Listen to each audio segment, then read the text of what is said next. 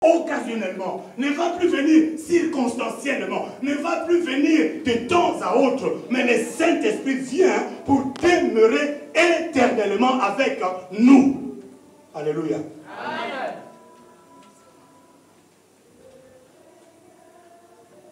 Au verset 17, toujours de Jean chapitre 14,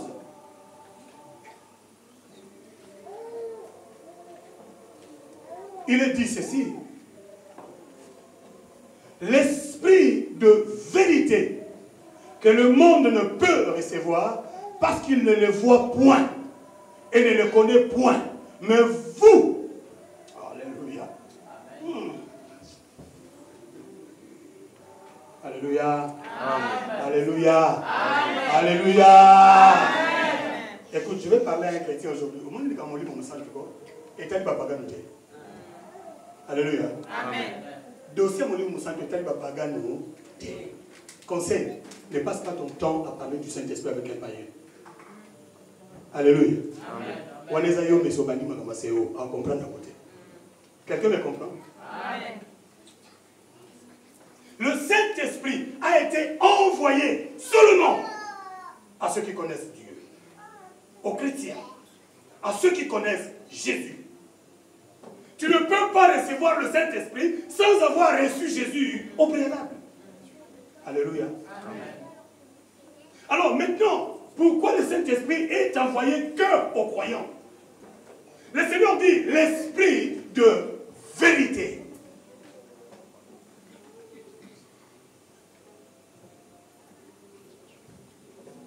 Permettez-moi de faire une mention de quelque chose de spécial. Quand on dit l'Esprit de vérité, c'est-à-dire qu'il est capable de transmettre la vérité. Il est capable d'enseigner la vérité. Il est capable de communiquer la vérité. Le Saint-Esprit, il est capable de le faire. Alléluia. Amen. Écoutez, je vais vous aider à comprendre cela. Vous voyez, l'histoire de l'Église n'a pas commencé dans les évangiles. L'histoire de l'Église a commencé dans l'Acte des Apôtres. Alléluia. Amen. Donc, logiquement, on peut dire que le Nouveau Testament commence par les Actes des Apôtres. Parce que les évangiles sont une transition entre l'Ancien et le Nouveau Testament. Dans les évangiles, le Saint-Esprit n'était pas accordé avec plénitude. Dans les évangiles, on ne parlait pas de la naissance de l'Église. Mais c'est dans Actes des Apôtres que le Saint-Esprit vient en action. Alors, je vais vous aider à comprendre. Voyons, pensons à un homme, Pierre. Alléluia. Amen. L'apôtre Pierre. Avant la dispensation du Saint-Esprit, l'apôtre Pierre a vécu pendant 3 ans et demi avec Jésus sur cette terre. Il a reçu les enseignements de Jésus. Il a vu le miracle de Jésus.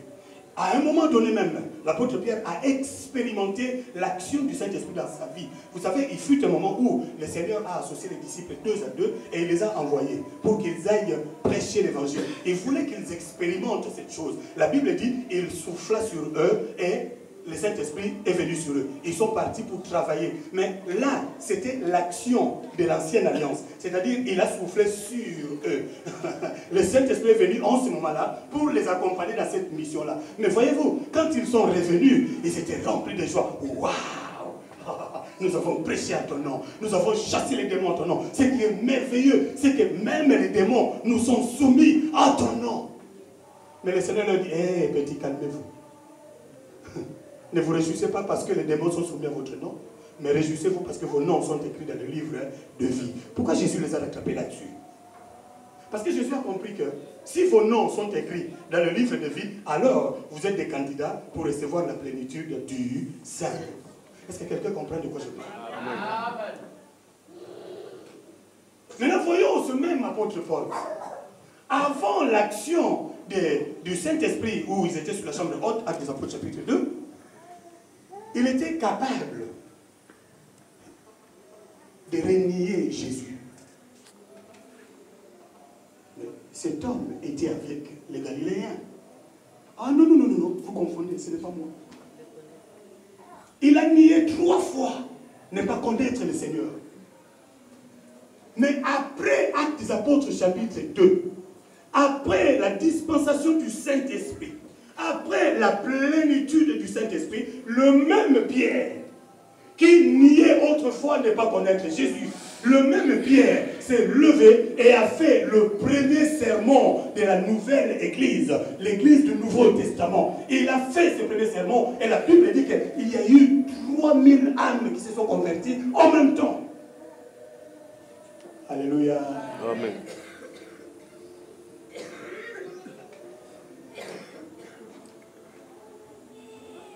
L'esprit de vérité, bien aimé, il est vraiment avantageux pour nous, non seulement de recevoir le Saint-Esprit, non seulement d'être habité dans la plénitude du Saint-Esprit, mais aussi de laisser le Saint-Esprit s'épanouir totalement, complètement en nous. Pourquoi?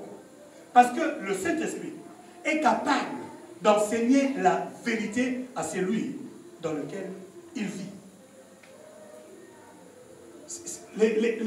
Les apôtres étaient traités des gens de basse classe. La plupart étaient des illettrés. Ils ne savaient ni lire, ni écrire. Mais quand vous voyez dans Actes des Apôtres, les chefs religieux, les pharisiens, les publicains, quand ils ont entendu Pierre et leur compagnie parler des merveilles de Dieu, ils étaient dans l'étonnement. Ils disaient, mais attendez, ces gens, ils sont sans instruction. Ces gens ne savent ni lire, ni écrire. Mais comment peuvent-ils parler avec exactitude, avec précision, avec autorité, avec puissance des choses de Dieu? C'est l'action du Saint-Esprit, bien-aimé. C'est l'action du Saint-Esprit. Alléluia. Amen. Voilà pourquoi le Saint-Esprit est capable de prendre quelqu'un qui n'a pas été à l'école et d'en faire un excellent prédicateur de l'évangile. Voilà pourquoi le Saint-Esprit est capable de prendre une prostituée qui s'est tenue dans le boulevard du 30 juin et en faire une prophétesse exceptionnelle pour la gloire de Dieu. Pourquoi? Tout cela n'est possible que quand le Saint-Esprit intervient. Alléluia. Parce que c'est lui qui nous communique, qui nous enseigne la vérité. Alléluia. Amen. En d'autres termes, j'aimerais dire ceci. Sans le Saint-Esprit, il n'y a pas de vérité. Alléluia. Amen. Alléluia. Amen. Alléluia. Amen. Vous savez, j'étais en train de lire un écrivain français, Cohen. Il a fait une réflexion. Il dit, pourquoi l'Église d'aujourd'hui minimise l'action du Saint-Esprit dans l'Église? Pourquoi les hommes de Dieu remplacent l'action du Saint-Esprit par leur capacité naturelle? Pourquoi les serviteurs de Dieu prennent leurs compétences, leurs talents personnels pour l'action du Saint-Esprit? Laissez-moi vous dire une vérité. Vous savez, j'aime les hommes intelligents. Les personnes, je veux dire les personnes, pour ne pas exclure les femmes. J'aime les personnes intelligentes. Quand je suis en face de quelqu'un qui est intelligent, mon cœur dit, waouh, j'aime. Quand je suis en face de quelqu'un qui est intelligent, je me sens bien. J'aime parler avec des hommes intelligents. J'aime discuter avec les personnes intelligentes. J'aime cela. Mais l'intelligence humaine n'est rien à côté des merveilles accordées par le Saint-Esprit. Amen. Voilà pourquoi le pasteur peut le confirmer, il a fait la théologie.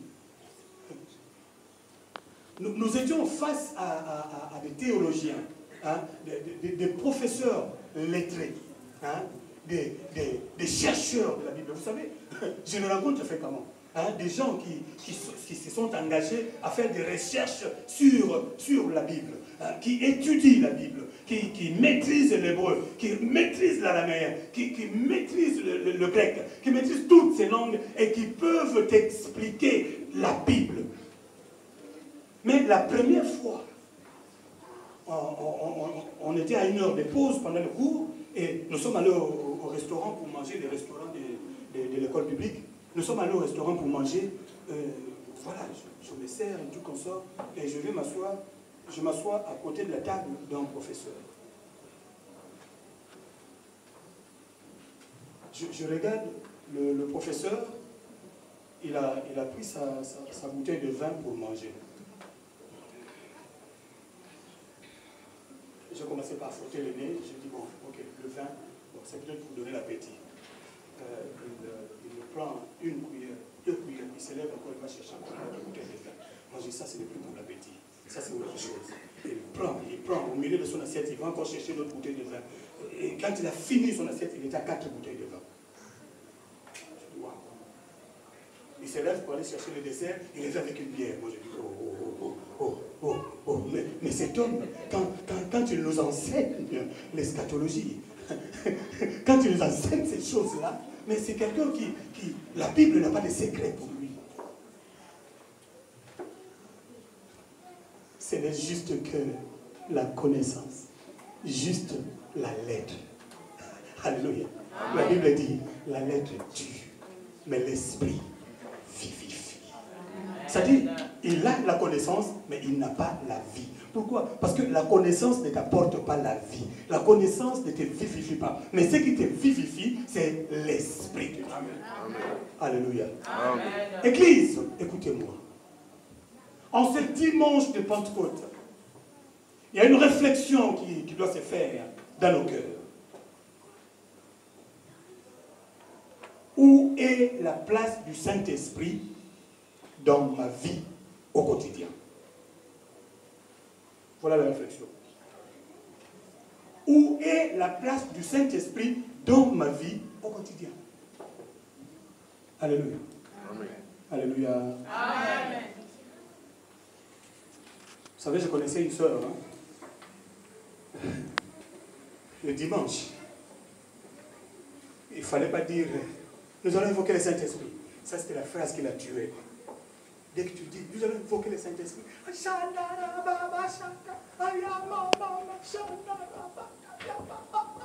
Pour la retenir, c'était compliqué. Elle avait des larmes, le truc là en bas, là, quoi, les mascaras, le truc en bas des yeux, c'est quoi? Le truc là en bas des yeux, comment vous appelez ça? Hein, les femmes? Les quoi? Bon, vous connaissez le truc noir là. Vous mettez ça en bas des yeux. On voyait ça, ça sautait. Ça coulait, elle pleurait tellement.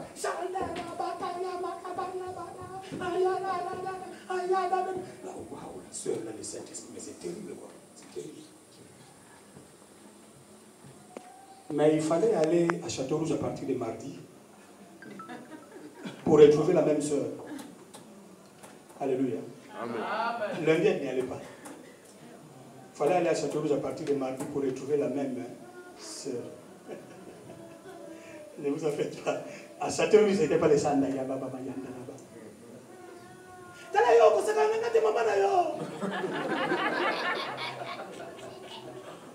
Et c'était choquant. Je vous assure, c'était choquant. Oh! Vous savez, à Château-Rouge, je vais vous aider. Hein. Elle n'avait pas un magasin. Elle n'avait pas une boutique. Mais elle était parmi les... Vous savez, les femmes qui vendent les choses à la sauvette, là, qui se mettent sur les voitures qui leur appartiennent pas et qui sont toujours en train de courir parce qu'il y a les flics derrière. C'était ça son activité. Et il fallait la voir dans cette activité-là. Mais il fallait la voir, quoi. Autour d'elle, elle ne parlait jamais de Dieu. Elle ne parlait jamais de... Non, elle ne prêchait pas l'évangile. Mais autour d'elle, elle s'est imposée. Je ne vais pas dire le nom parce que certainement vous la connaissez. Elle est très célèbre à Château-Rouge. Alléluia. Amen. Ah! Un jour, j'étais là. Je me suis caché un peu. Je l'ai observé. Au début, j'avais l'impression que je regardais un théâtre. Je me suis caché. J'ai observé la sœur. Mais à un moment donné, la tristesse a envahi mon cœur. Je me suis dit, comment de la même source peut jaillir l'eau pure et l'eau impure? Alléluia. Amen. J'aimerais aider quelqu'un. Sois faux avec tout le monde si tu veux. Mais ne sois jamais faux avec le Saint-Esprit. Quelqu'un m'entend? Amen. Quelqu'un me comprend? Amen. Ne soyez jamais faux avec le Saint-Esprit. Je vais encore vous aider autrement. Vous savez, l'histoire du Saint-Esprit,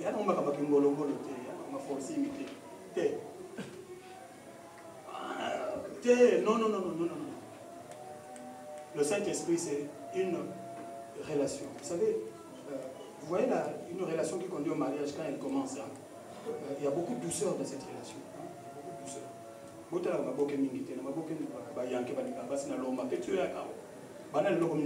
Non, c'est pas ça. Au début d'une relation amoureuse, tout est en douceur. Vous voyez? Et l'histoire du Saint-Esprit, c'est aussi en douceur.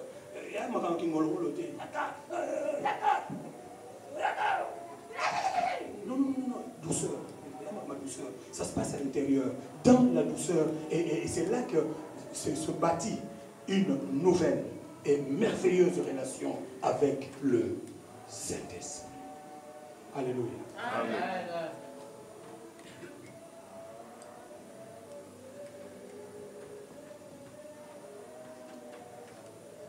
Je veux aider quelqu'un aujourd'hui. Lorsque tu reçois Jésus-Christ comme ton Seigneur et ton Sauveur, Jésus arrive dans ta vie comme un package. Vous voyez ce que c'est le package? C'est un peu les offres qu'on nous fait des fois dans certains grands enseignes, dans certains grands magasins. Hein, ils font des appareils et ils appellent ça 2 en 1 ou 3 en 1. Vous voyez ce que je dis? C'est-à-dire dans le même appareil, au fait, il y a la valeur de 3 appareils. Hein. Quand vous recevez Jésus-Christ, il vient dans votre vie comme un package. Alléluia. Amen. Le jour où tu reçois Jésus-Christ dans ta vie, au fait, Jésus-Christ ne vient pas seul, mais il amène tout son contingent dans ta vie. La présence de Jésus-Christ dans ta vie est égale à la présence du Saint-Esprit dans ta vie. Quand tu reçois Jésus-Christ, au fait, tu reçois aussi le Saint-Esprit. Mais la seule différence, c'est quoi? C'est que tu reçois Jésus comme Seigneur et Sauveur. Jésus amène le Saint-Esprit dans ton cœur. Mais ce Saint-Esprit-là a juste besoin d'être activé. Alléluia. Amen. Vous savez, avec l'histoire d'Internet, aujourd'hui, quand on dit activer, nous comprenons mieux. Dans les temps, quand on disait activer, l'activer, non, pasteur. Mais aujourd'hui, quand on dit activer, nous comprenons un peu.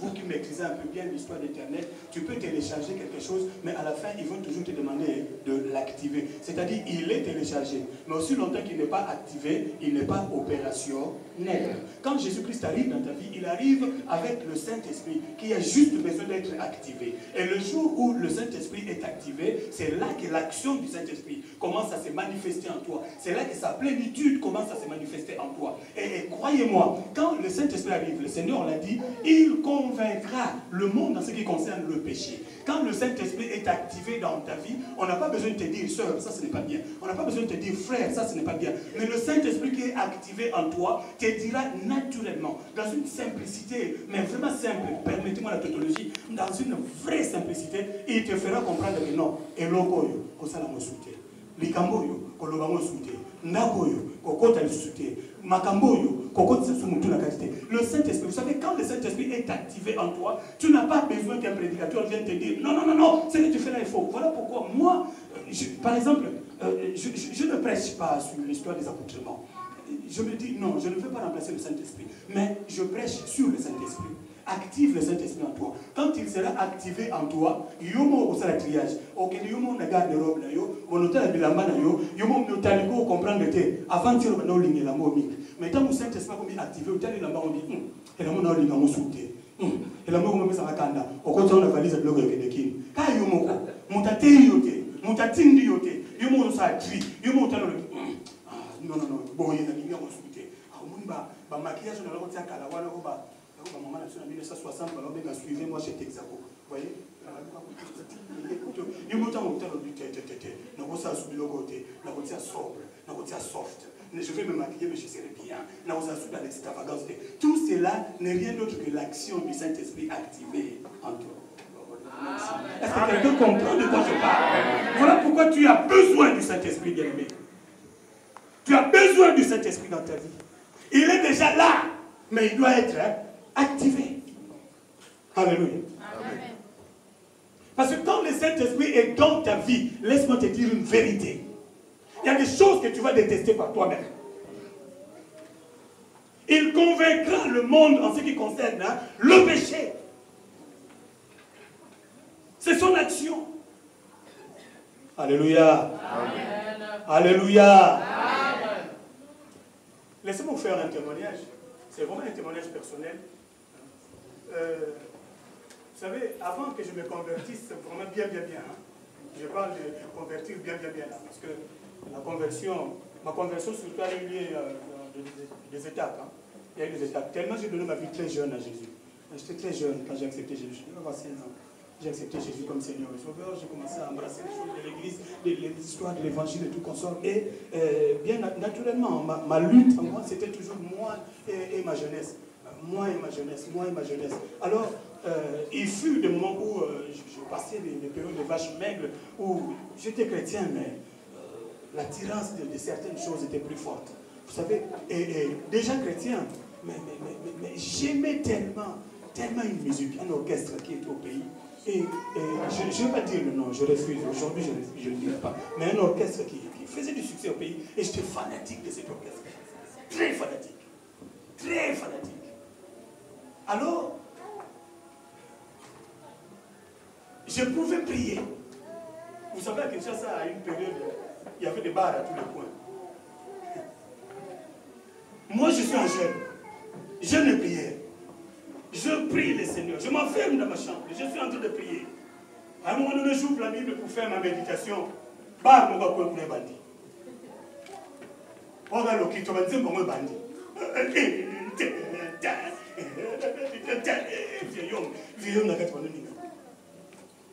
Tu sens le vieil homme bouger. Tu sens toi-même que le combat commence entre toi et toi-même.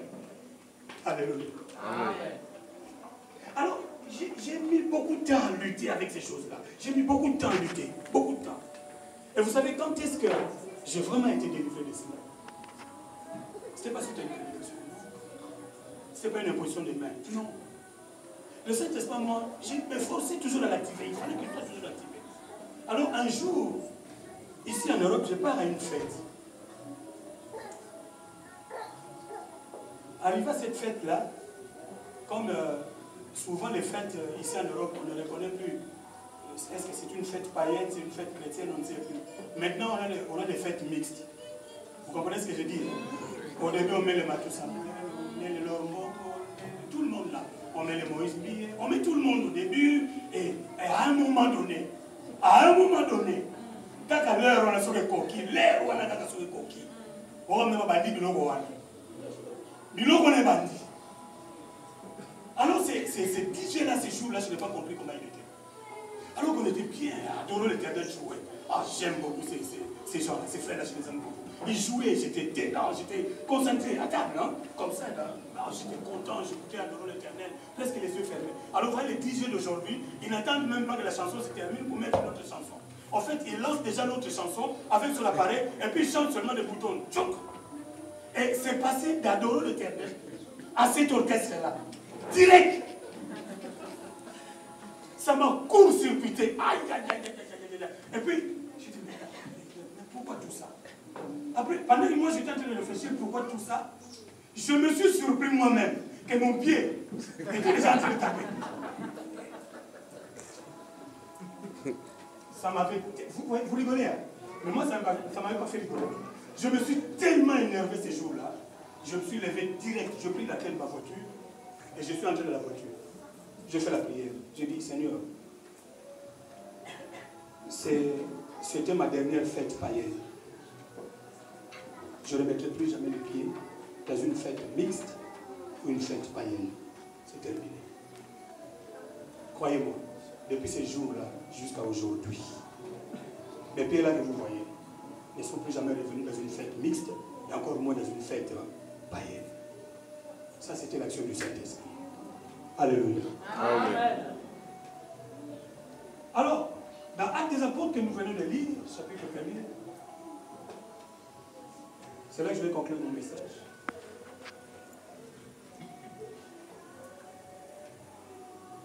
Les disciples étaient préoccupés par autre chose.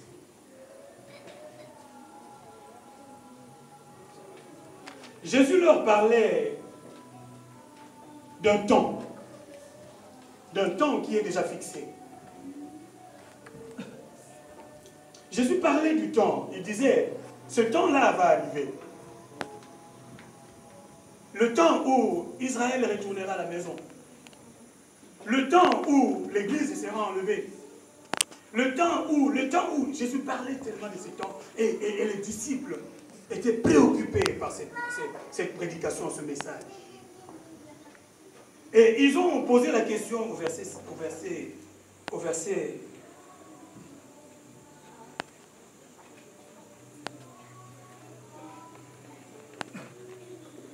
6. Alors, les apôtres réunis lui demandèrent, Seigneur, est-ce en ces temps-là que tu rétabliras le royaume d'Israël? Les apôtres étaient dans une préoccupation comme nous, l'Église aujourd'hui.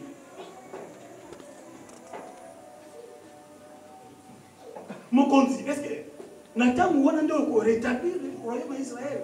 Est-ce que c'est dans ces temps-là? Vous voyez, l'Église aujourd'hui, nous sommes préoccupés par le temps. Le temps. Sans trop comprendre d'ailleurs, mais nous sommes préoccupés par le temps.